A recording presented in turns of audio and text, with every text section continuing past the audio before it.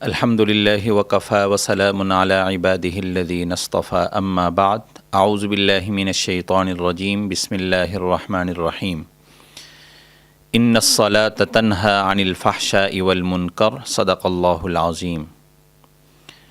معزز سامعین و ناظرین، درسقرآن.com کی طرف سے پیش کیا جانے والا ہفتہ وار پروگرام حی علی الصلاۃ کے ساتھ ایک بار پھر آپ کے سامنے حاضر ہیں۔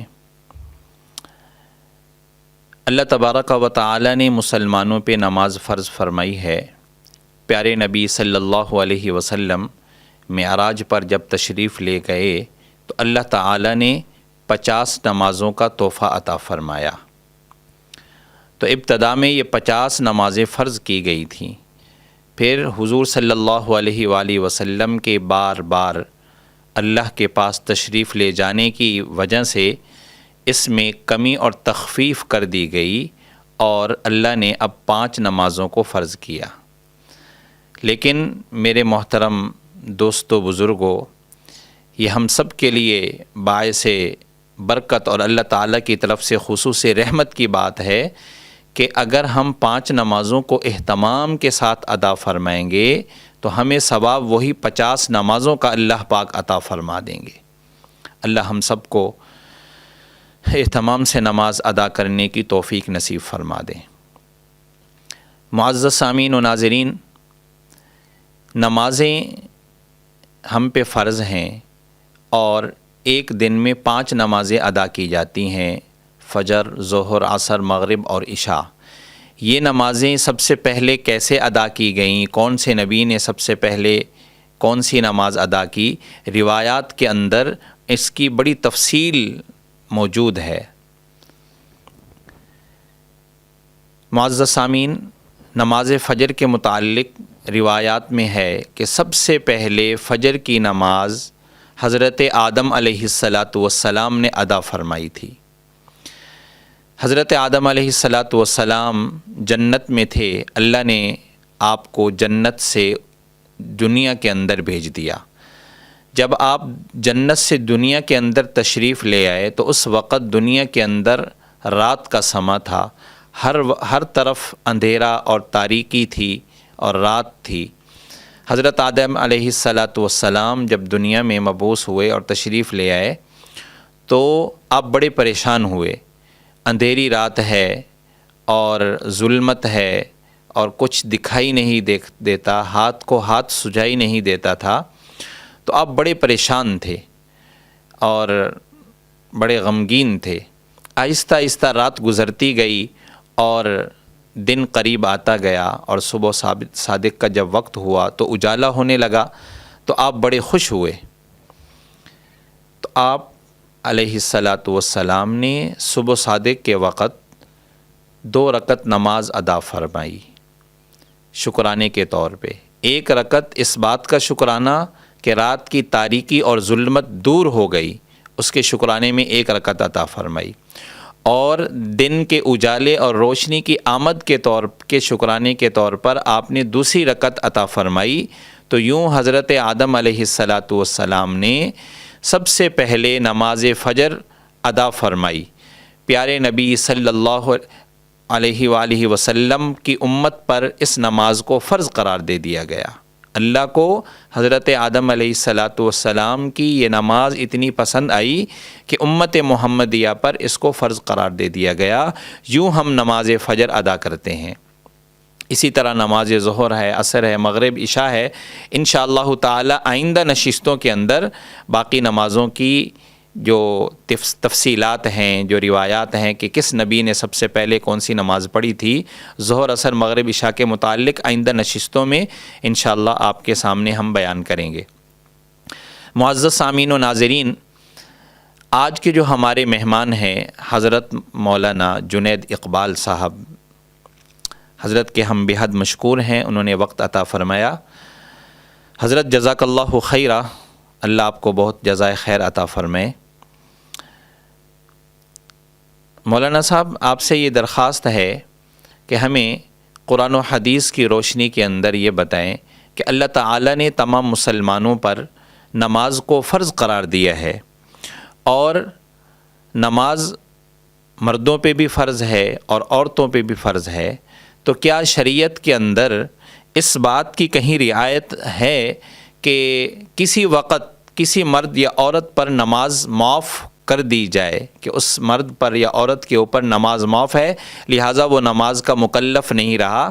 تو تفصیل سے ہمیں بتائیں کہ نماز کبھی معاف ہو سکتی ہے یا نہیں؟ بسم اللہ الرحمن الرحیم، نحمدہ ونصلی علی رسولہ الکریم، اما بعد۔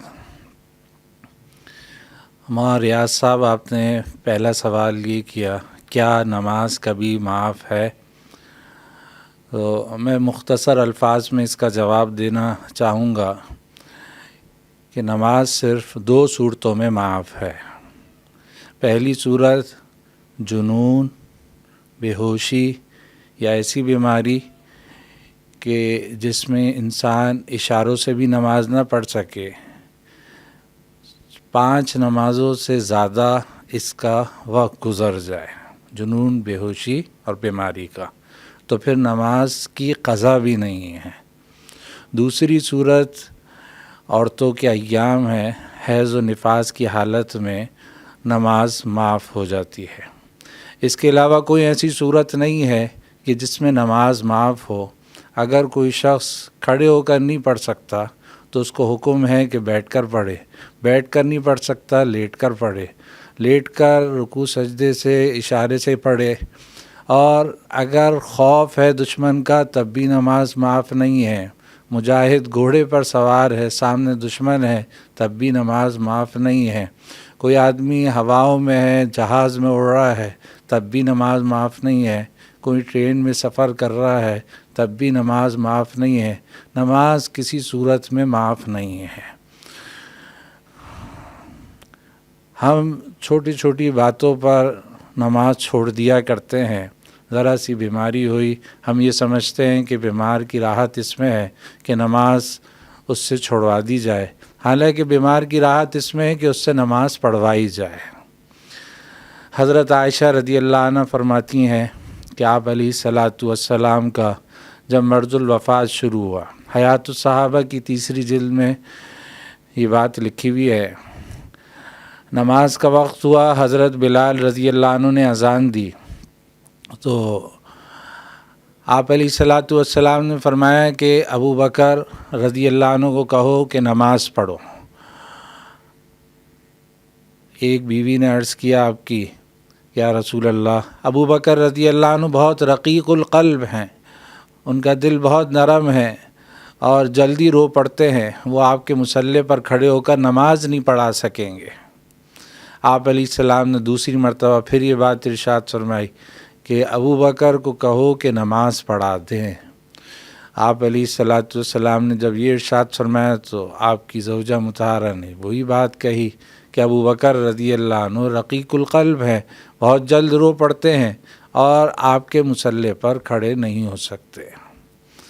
آپ علیہ السلام نے فرمایا تم تو یوسف علیہ السلام کی ساتن یعنی زلیخا کی طرح ہو، اندر سے کچھ اور ظاہر میں کچھ، کہ اندر تمہارے کچھ ہے بات، ظاہر میں کچھ ہے۔ ظاہر میں تو تم یہ کہہ رہی ہو کہ ابو بکر رقیق القلب ہیں، بہت جلدی رو پڑتے ہیں، نماز نہیں پڑھا سکیں گے، اور اندر تمہارے دل میں یہ ہے کہ لوگ بدفعلی لیں گے۔ جیسا کہ زلیخا نے ظاہراً تو یہ کیا کہ اکرام کیا عورتوں کا، لیکن اندر سے یوسف علیہ السلام کو دکھانا مقصود تھا۔ آپ نے فرمایا ابو بکر کو کہو کہ نماز پڑھا دیں۔ ابو بکر رضی اللہ عنہ نے نماز پڑھانا شروع کر دی۔ آپ علیہ السلام نے کچھ افاقہ محسوس کیا، لیکن اتنی ہمت نہیں تھی کہ آپ علیہ السلام نماز پڑھانے خود جا سکتے، تو آپ علیہ السلام مسجد کی طرف 2 آدمیوں کے سہارے سے جانے لگے۔ آپ علیہ الصلاۃ والسلام چلا نہیں جا رہا تھا، 2 آدمیوں کے سہارے سے جا رہے تھے۔ اما عائشہ رضی اللہ عنہ فرماتی ہیں وہ منظر میرے ابھی بھی سامنے ہیں کہ آپ علیہ الصلاۃ والسلام کے دونوں پیر گھسٹ رہے تھے زمین پر، اس کے باوجود آپ مسجد تشریف لے گئے نماز کے لیے۔ لوگوں نے دیکھا کہ حضور صلی اللہ علیہ وسلم تشریف لا رہے ہیں، صفیں ہلنے لگیں، ابو بکر رضی اللہ عنہ پیچھے ہٹنے لگے۔ آپ نے اشارے سے فرمایا کھڑے رہو، نماز پڑھاؤ، پوری کرو، اور ان کے پہلو میں بیٹھ کر آپ نے نماز پوری کی۔ حضور صلی اللہ علیہ وسلم اتنی بیماری کی شدت آپ نے نماز نہیں چھوڑی اور نماز کا اہتمام کیا، امت کو تعلیم دینے کے لیے کہ دیکھو چھوٹے چھوٹے عذر اعذار کی بنا پر نماز نہ چھوڑو، کیونکہ نماز بہت اہم عبادت ہے، کسی صورت میں معاف نہیں ہے۔ حضرت عمر رضی اللہ عنہ نماز میں خنجر مارا گیا۔ حضرت مسور بن مخرمہ رضی اللہ عنہ آئے اور ابو عمر رضی اللہ عنہ کے چہرے پر کپڑا پڑا ہوا تھا، پوچھا کہ کیسی کیفیت ہے؟ کہا کچھ معلوم نہیں ہو رہا۔ کہا کیا کرنا چاہیے؟ لوگوں نے کہا جو آپ مناسب سمجھیں۔ حضرت مسور بن مخرمہ رضی اللہ عنہ نے کہا نماز کا ذکر کرو، اگر کوئی چیز ان کو جگا سکتی ہے، ہوش میں لا سکتی ہے تو نماز ہے، کہ نماز کی وجہ سے فوراً یہ گھبرا جائیں گے اور ہوش میں آ جائیں گے۔ تو کسی نے کہا کہ حضرت نماز کا وقت ہو گیا ہے، تو حضرت عمر رضی اللہ عنہ فوراً آنکھ کھولی، ہوش میں آئے اور فرمایا ہاں نماز، اللہ کی قسم جو آدمی نماز نہ پڑھے اس کا اسلام میں کوئی حصہ نہیں ہے۔ اور اسی حالت میں نماز پڑھی اور زخم بہنے لگ گیا کہ یہ کیسے ممکن ہے کہ مسلمان ہو اور نماز چھوڑ دے، مسلمان ہو اور نماز چھوڑ دے۔ مسلمان اور نماز کا چھوڑنا جمع نہیں ہو سکتا۔ مسلمان اور کافر کے درمیان فرق کرنے والی چیز نماز ہی تو ہے۔ من ترک الصلاۃ متعمدا فقد کفر، کہ جو جان بوجھ کر نماز چھوڑ دے وہ کافر ہو گیا۔ حضرت موسیٰ علیہ السلام کے پاس ایک عورت آئی، کتاب القبائر میں لکھا ہے، اس نے کہا مجھ سے ایک بہت شدید گناہ ہو گیا ہے، بچہ پیدا ہوا اس کو بھی میں نے مار دیا، غلط کام ہوا، بچہ پیدا ہوا، میں نے مار دیا۔ حضرت موسیٰ علیہ السلام نے فرمایا جاؤ تمہاری توبہ قبول نہیں ہو سکتی۔ وہ عورت جیسے ہی گئی، حضرت جبرائیل علیہ السلام آئے اور فرمایا اے موسیٰ اس نے کیا گناہ کیا، اس سے بھی بدتر گناہ گار موجود ہے۔ انہوں نے کہا اس سے بڑا گناہ گار کون ہوگا؟ کہا اس سے بڑا گناہ گار نماز کا چھوڑنے والا ہے، کہ نماز کا چھوڑنا اس سے بھی بڑا گناہ ہے۔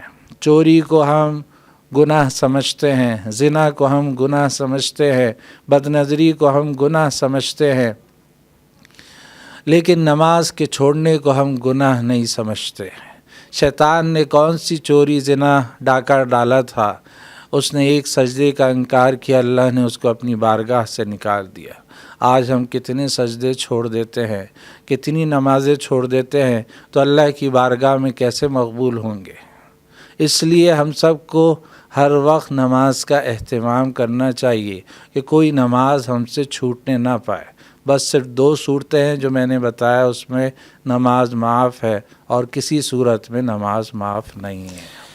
ماشاءاللہ حضرت نے ہمیں تفصیل سے آگاہ فرمایا کہ شریعت کے اندر نماز کسی حال میں معاف نہیں ہے، صحت میں بھی، بیماری میں بھی، سفر میں بھی، حضر میں بھی، کسی حال میں نماز معاف نہیں ہے۔ نماز کو اہتمام کے ساتھ ادا کرنا ہے، خوشی اور غم کے اندر بھی نماز کو اہتمام کے ساتھ ادا کرنا ہے۔ اللہ ہمیں عمل کی توفیق نصیب فرمائے۔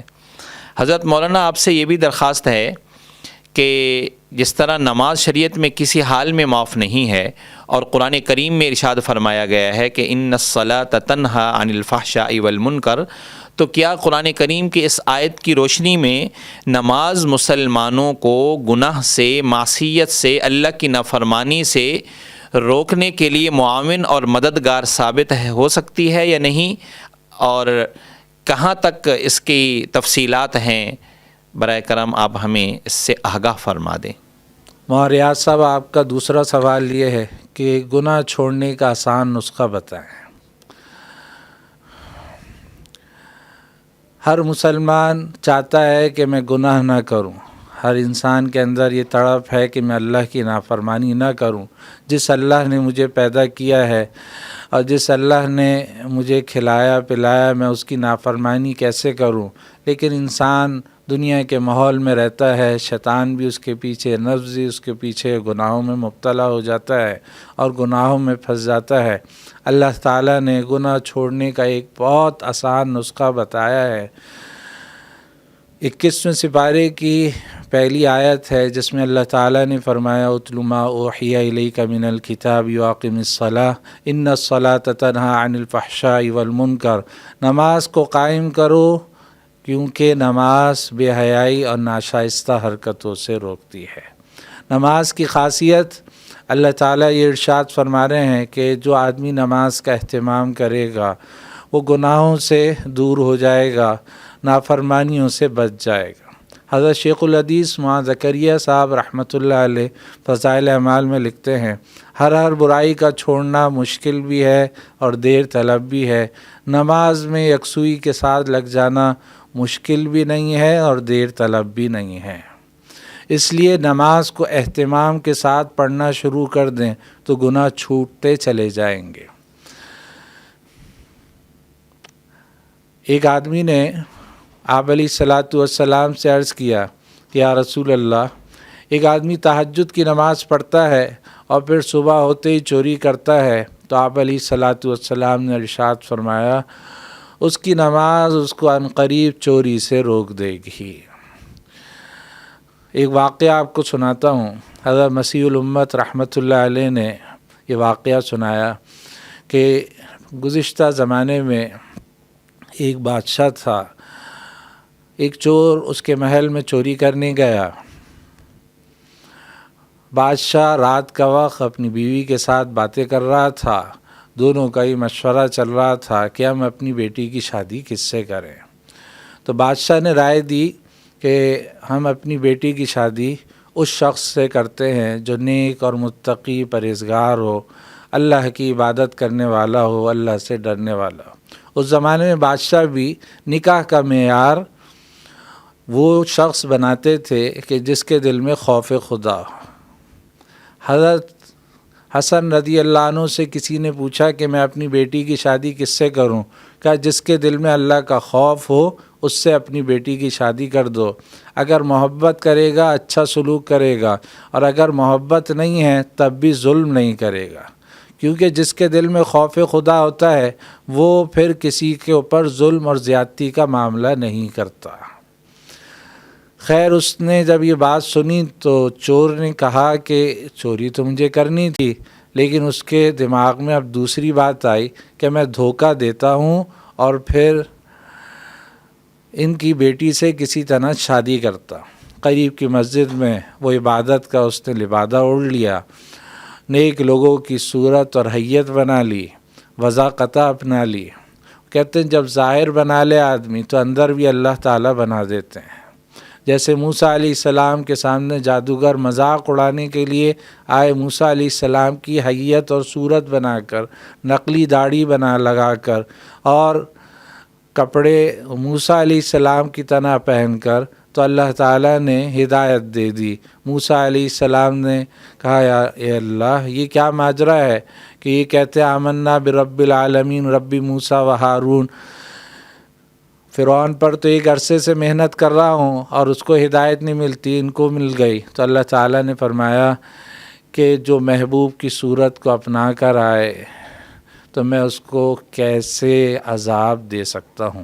مجذوب رحمۃ اللہ علیہ یہ شعر پڑھا کرتے تھے، یا رب تیرے محبوب کی شباہت لے کر آیا ہوں، حقیقت اس کو تو کر دے صورت لے کر آیا ہوں۔ تو ہم ظاہر تو بنائے، اللہ اندر بھی بنا دے گا، کوشش اس بات کی کریں۔ خیر اس چور نے قریب کی مسجد میں نیک لوگوں کا لباس وضاقتہ اپنائی، نمازیں شروع کر دیں، عبادات کو اپنا وتیرہ بنا لیا، طریقہ بنا لیا، ہر وقت عبادت کرتا رہا۔ اس کی شہرت شروع ہو گئی، حتیٰ کہ بادشاہ تک یہ بات پہنچی۔ تو بادشاہ تو ایک عرصے سے دیکھ رہا تھا کہ میں اپنا داماد کس کو بناؤں. اس نے وزیر کو بھیجا. وزیر نے ساری بات سنائی کہ بادشاہ کا یہ ارادہ ہے اور وہ اپنی بیٹی کی شادی آپ سے کرنا چاہتے ہیں. تو بادشاہ نے جب بادشاہ کا یہ پیغام وزیر نے پہنچایا تو وہ چور رونے لگا. کہنے لگا رونے کی کیا بات ہے؟ کہ رو اس بات پر رہا ہوں کہ جس کام کے لیے آپ آئے ہیں اسی کام کے لیے میں نے یہ ساری ہیئت بنائی تھی اور عبادت شروع کی تھی. بنائی تو جھوٹ موٹ تھی لیکن اللہ تعالیٰ نے اس کو حقیقت بنا دیا ہے اور اب میرا اندر صحیح ہو گیا ہے اور میں توبہ تائب ہو گیا ہوں اور اللہ سے میرا تعلق جڑ گیا ہے. تو جب آدمی نماز کو اہتمام کے ساتھ پڑھنا شروع کرتا ہے تو اللہ تعالیٰ گناہ اس سے چھڑوا دیتے ہیں. کسی نے کہا یا رسول اللہ ایک آدمی نماز تو پڑھتا ہے لیکن گناہ پھر بھی کرتا ہے. آپ علیہ السلام نے ارشاد فرمایا جس کی نماز اس کو گناہ سے نہیں روک رہی اس کی نماز نہیں ہے. کیونکہ قرآن شریف میں یہاں پر اللہ تعالیٰ نے نماز پڑھنے کا حکم نہیں دیا بلکہ کہا اقیم الصلاۃ، نماز کو قائم کرو. قائم کرنا یعنی سیدھا کرنا، نماز کی صورت بھی صحیح ہو اور اندر حقیقت بھی صحیح ہو. یعنی اللہ اکبر سے لے کے السلام علیکم ورحمۃ اللہ تک ہماری صورت نماز کی صحیح ہو کہ تکبیر تحریمہ جو پہلی تکبیر ہے اس میں ہاتھ کیسے اٹھانے چاہیے. جب ہم قیام میں کھڑے ہوئے ہوں تو ہماری نظریں کہاں پر ہونی چاہیے اور ہمارے ہاتھ کس طرح بندھے ہوئے ہونے چاہیے اور دونوں پیروں کے درمیان میں کس طرح فاصلہ ہونا چاہیے. اور جب رکوع میں جائیں تو کمر کیسی ہونی چاہیے، سر کیسا ہونا چاہیے، نظریں کدھر ہونی چاہیے. اسی طرح جب سجدے میں جائیں تو ہاتھوں میں اور پسلیوں کے درمیان میں کیسا فاصلہ ہونا چاہیے اور دونوں پیر کیسے ہونے چاہیے، ان انگلیوں کا رخ کدھر ہونا چاہیے، سجدے میں نگاہ کدھر ہونی چاہیے. اور اتحیات میں جب بیٹھے ہوئے ہوں تو نگاہ کہاں ہونی چاہیے، جب سلام پھیر رہے ہوں تو سلام میں نگاہ کہاں ہونی چاہیے. جب نماز میں ہماری حیت صحیح ہوگی، صورت صحیح ہوگی، نظریں پابند ہوں گی تو نماز کے باہر کی زندگی میں بھی ہماری نظریں پابند ہوں گی. جب ہم نماز میں ادھر ادھر دیکھیں گے اور ہماری حیت صحیح نہیں ہوگی اور سکون نہیں ہوگا تو پھر نماز نہیں ہوگی. اس لیے نماز اس طرح پڑھی جائے کہ نماز ہو، اس میں سکون ہو، ہر چیز اعضاء ہمارے پابند ہوں. تکبیر تحریمہ نماز کے فرائض میں سے ایک فرض ہے. یعنی صرف ہاتھ کانوں تک نہیں اٹھانا، یہ تو سنت ہے، لیکن زبان سے اللہ اکبر کہنا فرض ہے. بہت سارے لوگ جماعت میں نماز پڑھتے ہیں جماعت کے ساتھ، وہ یہ شاید سمجھتے ہیں کہ امام صاحب نے اللہ اکبر کہہ دیا یہ کافی ہے. نہیں، پہلی جو تکبیر ہے جس سے نماز شروع ہو رہی ہے وہ تو ہر ایک کو کہنا فرض ہے. کسی نے اگر نہ کہی تو اس کی نماز ہی شروع نہیں ہوگی. اسی طرح یہ تکبیر قیام کی حالت میں کہنا فرض ہے. بعض مرتبہ امام صاحب رکوع میں چلے جاتے ہیں تو مقتدی پیچھے دیر میں آتے ہیں اور بھاگتے دوڑتے آتے ہیں جلدی میں، تو وہ تکبیر تحریمہ قیام کی حالت میں نہیں کہہ رہے ہوتے بلکہ رکوع میں جاتے ہوئے کہہ رہے ہوتے ہیں، تو ان کی یہ نماز نہیں ہوگی. ان کو کھڑے کھڑے اللہ اکبر کہنا چاہیے، پھر رکوع میں جانا چاہیے. اب قیام بھی فرض ہے نماز کے فرائض میں سے، لیکن بعض لوگ کوئی عذر نہیں ہوتا شرعی لیکن اس کے باوجود بیٹھ کر نماز پڑھ رہے ہوتے ہیں. مثلا ریل میں سفر کر رہے ہیں اور وہ کہتے ہیں اللہ نماز قبول کرنے والا ہے، حالانکہ کھڑے ہو کر نماز پڑھنے کی وہاں پر گنجائش ہے اور پڑھ سکتے ہیں. لوگ بیٹھ کر نماز پڑھنا شروع کر دیتے ہیں تو نماز ہوگی نہیں. نماز کے فرائض میں سے ایک سطر کا چھپانا ہے کہ سطر چھپی ہوئی ہو. بعض خواتین نماز پڑھتی ہیں باریک دوپٹے کے ساتھ اور ان کے بال جھلک رہے ہوتے ہیں، ان کی نماز نہیں ہوگی. نماز کے اتنے اہم مسائل ہیں لیکن وہ ہمیں معلوم نہیں ہوتے. نماز میں کتنے فرائض، کتنے واجبات ہیں. مفتی شفیع صاحب رحمۃ اللہ علیہ جو مفتی تقی عثمانی صاحب دامت برکاتہم کے والد محترم ہیں، وہ فرماتے ہیں میں 60 سال سے فتویٰ دے رہا ہوں، لیکن کبھی نماز کے مسائل آتے ہیں اور مجھے نماز کے لیے کتابیں دیکھنی پڑتی ہیں۔ اس لیے جب نماز شروع کریں تو ایسی نماز ہو کہ بس تکبیر تحریمہ تحریم حرام، یعنی ہر چیز حرام ہو گئی، بس اللہ ہو اور یہ بندہ ہو۔ سلام جب کیا جاتا ہے جب ملاقات ہوتی ہے، ہم السلام علیکم ورحمۃ اللہ دائیں بائیں پھیرتے ہیں تو مطلب یہ ہوتا ہے دائیں طرف جتنی مخلوق اس کو سلام اور بائیں طرف جتنی مخلوق اس کو سلام کرنے کی نیت کر رہے ہیں۔ کیا مطلب؟ ابھی تو ہم یہیں بیٹھے ہوئے تھے، کہا یہاں جسم تھا لیکن اللہ سے مناجات ہو رہی تھی، اب اللہ سے مناجات ختم ہوئی ہے، ہم یہاں آئے ہیں تو اب سلام کر رہے ہیں۔ تو نماز جب نماز ہوگی، اس میں اللہ کا دھیان ہوگا تو پھر یہ نماز گناہوں سے روکے گی۔ حدیث شریف میں آتا ہے کہ جب بندہ کوئی سجدہ کرتا ہے تو وہ گویا کہ رحمان کے قدموں میں سجدہ کر رہا ہے، اور سب سے زیادہ قریب بندہ اپنے رب کے سجدے کی حالت میں ہوتا ہے، اور اس حالت میں بھی ہمیں اللہ یاد نہیں آتا۔ جب اس حالت میں بھی اللہ یاد نہیں آ رہا تو نماز کے باہر کہاں سے اللہ یاد آئے گا؟ گناہ کرتے وقت اللہ کا خوف کیسے آئے گا کہ اللہ مجھے دیکھ رہے ہیں؟ سب سے تو میں چھپ سکتا ہوں لیکن اللہ سے تو نہیں چھپ سکتا۔ ایک نماز پڑھ رہے تھے تو آپ علیہ الصلوۃ والسلام نے نماز کے بعد فرمایا الا تتق اللہ الا تری کیف تصلی، کیا تم اللہ سے ڈرتے نہیں ہو؟ کیا تم دیکھ نہیں رہے کیسے تم نماز پڑھ رہے ہو؟ تم نماز پڑھ رہے ہو، تم ہو تو میرے پیچھے، لیکن مجھے معلوم ہے کہ تم کیسے نماز پڑھ رہے ہو۔ جب آپ علیہ الصلوۃ والسلام پر اللہ تعالیٰ یہ بات ظاہر کرتے ہیں کہ تم کیسے نماز پڑھ رہے ہو، تو اللہ کو کیا معلوم نہیں ہوگا کہ ہم کیسے نماز پڑھ رہے ہیں؟ ہر رکن میں اللہ دیکھ رہا ہے۔ ہر نماز کے ہر رکن میں ہم یہ سوچیں اور دیکھیں کہ اللہ ہمیں دیکھ رہا ہے۔ بار بار اس بات کا استحضار پیدا کریں، اللہ دیکھ رہا ہے اور جو پڑھ رہے ہیں اللہ اس بات کو سن رہا ہے، پھر نماز کے باہر کی جو زندگی ہے وہ صحیح ہو جائے گی۔ حضرت ماشاءاللہ جیسے آپ نے ہمیں بتایا کہ نماز کسی حال میں معاف نہیں ہے اور یہ نماز جو ہے گناہوں سے بھی روکتی ہے، تو کیا نماز مکمل دین اور مکمل شریعت ہے؟ اس بارے میں آپ ہمیں تفصیل سے آگاہ فرمائیں۔ اس کا مختصر سا جواب میں آپ کو یہ عرض کروں کہ نماز پورا دین نہیں ہے۔ اتنا ضرور ہے کہ نماز سب سے اہم عبادت ہے۔ سارے احکامات زمین پر آئے لیکن نماز کے لیے اللہ تعالیٰ نے اپنے نبی کو عرش پر بلا کر یہ تحفہ دیا۔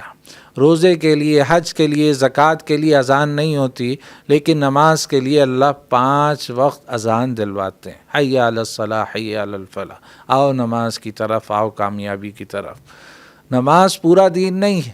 لیس البر ان تولوا وجوہکم قبل المشرق والمغرب ولکن البر من آمن باللہ والیوم الآخر والملائکۃ والکتاب والنبیین۔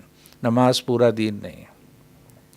اگر ایک شخص ایمان لاتا ہے اور نماز پڑھتا ہے لیکن زکوٰۃ نہیں دیتا، عبداللہ ابن مسعود رضی اللہ عنہ فرماتے ہیں اس کی نماز بھی قبول نہیں ہے۔ ایک شخص اسلام لایا، ایمان لایا، نماز بھی پڑھتا ہے، زکوٰۃ بھی دیتا ہے لیکن حج نہیں کرتا، تو آپ علیہ السلام نے فرمایا وہ یہودی ہو کر مرے یا نصرانی ہو کر مرے، مجھے اس کی پرواہ نہیں ہے۔ ایک آدمی اتنا بڑا کام کرتا ہے کہ اللہ کے راستے میں وہ شہید ہو جاتا ہے، لیکن کسی کا قرض ہے اس کے سر پر تو اس کی روح معلق رہتی ہے، وہ جنت میں نہیں جاتا قرض کی وجہ سے۔ ایک آدمی صرف فرائض کا ہی اہتمام نہیں کرتا بلکہ ساری عبادات کے ساتھ نفل عبادات کا بھی اہتمام کرتا ہے۔ تو آپ علیہ الصلوۃ والسلام سے پوچھا گیا ایک عورت کے بارے میں کہ وہ عورت ایسی ہے لیکن پڑوسی اس سے پریشان ہے۔ آپ علیہ السلام نے فرمایا ہی فی النار، وہ عورت جہنمی ہے، وہ عورت جہنمی ہے۔ اس لیے نماز پورا دین نہیں ہے۔ اگر نماز پورا دین ہوتا تو صحابہ سے نماز پر اکتفا کرتے، حالانکہ ان کی نماز تو اتنی اہم تھی، اتنی شاندار تھی کہ حضرت علی رضی اللہ عنہ فرماتے ہیں کہ صحابہ کو میں نے دیکھا ہے کہ ان کے بال بکھرے ہوئے ہوتے تھے اور جسم غبار آلود ہوتا تھا، اور ان کی کیفیت یہ ہوتی تھی کہ ساری رات وہ نماز قرآن میں گزارتے تھے، رکوع سجدے میں راحت حاصل کرتے تھے، اور صبح ہوتی تھی تو ایسے ذکر کرتے تھے کہ جیسے تیز ہوا ہوتی ہے اور اس میں درخت جھومتے ہیں تو یہ لوگ بھی جھومتے تھے اس طرح، اور اتنا روتے تھے جگہ گیلی ہو جاتی تھی، جیسا ایسا معلوم ہوتا ہے کہ شاید ساری رات غفلت میں گزاری ہو۔ وَبِالْأَسْحَارِ هُمْ يَسْتَغْفِرُونَ تَتَجَافَى جُنُوبُهُمْ عَنِ الْمَضَاجِعِ يَدْعُونَ رَبَّهُمْ خَوْفًا وَطَمَعًا۔ سب کچھ کرنے کے باوجود صحابہ ڈرتے تھے، صرف نماز ہی نہیں، پورے دین پر چلنے کے باوجود صحابہ ڈرتے تھے۔ حضرت ابو ہریرہ رضی اللہ عنہ کا آخری وقت آیا، رونے لگے۔ کسی نے پوچھا آپ کیوں روتے ہیں؟ انہوں نے فرمایا دنیا کے چھوٹنے پر نہیں رو رہا، بلکہ اس بات پر رو رہا ہوں اب دو گھاٹیاں ہیں، دو راستے ہیں، ایک راستہ جنت کی طرف جائے گا، دوسرا راستہ جہنم کی طرف جائے گا، مجھے نہیں معلوم کہ میں جنت کی طرف جاؤں گا یا جہنم کی طرف جاؤں گا۔ حضرت عمر رضی اللہ عنہ کا کیا مقام ہے کہ حضور صلی اللہ علیہ وسلم فرما رہے ہیں لو کان بعدی نبی لکان عمر، اگر میرے بعد کوئی نبی ہوتا تو عمر ہوتا، جن کو نماز ہی سے سکون ملتا تھا اور جن کو نماز ہی کی وجہ سے ہوش آیا، وہ آخری وقت میں کیا کہہ رہے ہیں وَيْلَكَ يَا عُمَرْ إِن لَّمْ يَغْفِرْ لَكَ رَبُّكَ، اے عمر ہلاک اور برباد ہو جائے اگر تیرے رب نے تجھ کو معاف نہ کیا۔ پورے دین پر چل کر بھی وہ ڈرتے رہتے تھے۔ ہم صرف نماز پڑھ کر یہ سمجھتے ہیں کہ ہم پورے دین پر چل رہے ہیں اور جنت کا ویزا ہمیں ملا ہوا ہے، ایسا نہیں ہے، بلکہ پورے دین پر چلنا پڑے گا۔ ادخلوا فی السلم کافہ، پورے اسلام میں داخل ہو جاؤ۔ افتؤمنون ببعض الکتاب وتکفرون ببعض۔ مثنوی میں یہ واقعہ لکھا ہے کہ ایک جگہ ہاتھی آیا، تو لوگوں نے ہاتھی دیکھا نہیں تھا، اندھیرے میں ہاتھی ایک جگہ باندھ دیا گیا، کسی نے اس کے کان پر ہاتھ لگایا، کسی نے اس کی ٹانگ پر ہاتھ لگایا، کسی نے اس کے پیٹ پر ہاتھ لگایا۔ بعد میں پوچھا کہ ہاتھی کیسا ہوتا ہے؟ جس نے اس کے کان پر ہاتھ لگایا اس نے کہا کوئی پردے جیسا ہوتا ہے، کسی نے ٹانگ پر ہاتھ لگایا تھا اس نے کہا کوئی ستون جیسا ہوتا ہے۔ یعنی جس نے جہاں ہاتھ لگایا اسی کو ہاتھی سمجھ لیا۔ تو جس نے دین کی جو چیز پکڑی ہوئی ہے وہ سمجھتا ہے بس وہی دین ہے، باقی دین نہیں ہے، حالانکہ دین تو 24 گھنٹے کی زندگی کا نام ہے۔ ہر موقع پر اللہ کے حکم کو نبی صلی اللہ علیہ وسلم کے طریقے کے مطابق پورا کرنے کا نام دین ہے۔ مسلمان ہیں، سر سے لے کے پیر تک مسلمانوں والا حلیہ ہو، غم ہو یا خوشی، ہر موقع پر یہ دیکھیں کہ اللہ کیا چاہتے ہیں۔ نماز تو پورے دین پر لانے کا ذریعہ ہے کہ جس کی نماز صحیح ہوگی اس کے باقی اعمال بھی صحیح ہوں گے، جس کی نماز میں کمی ہوگی باقی اعمال میں کمی ہوگی، لیکن نماز پورا دین نہیں ہے۔ اللہ تعالی ہم سب کو عمل کرنے کی توفیق نصیب فرمائے۔ جزاک اللہ خیرہ و احسن الجزا۔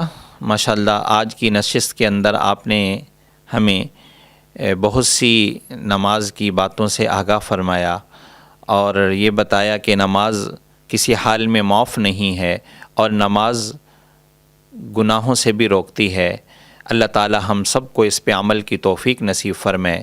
جزاک اللہ خیرہ و احسن الجزا۔ السلام علیکم ورحمۃ اللہ وبرکاتہ۔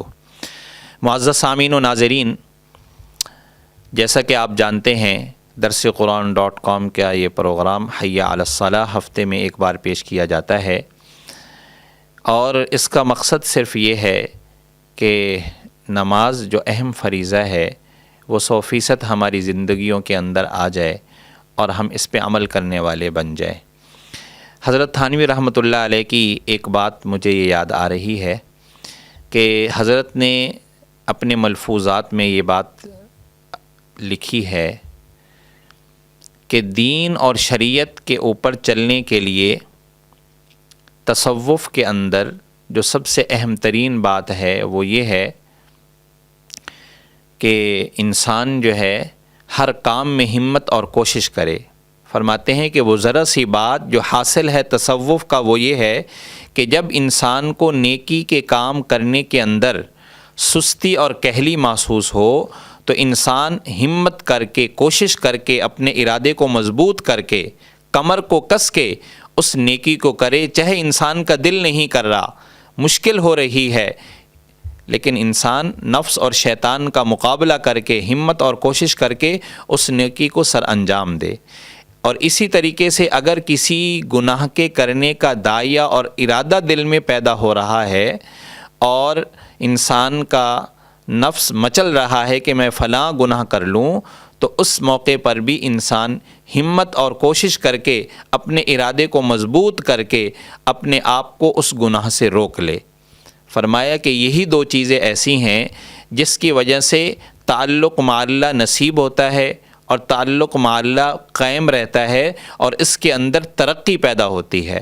اللہ پاک ہم سب کو اس پہ عمل کی توفیق نصیب فرمائے۔ وآخر دعوانا الحمدللہ رب العالمین۔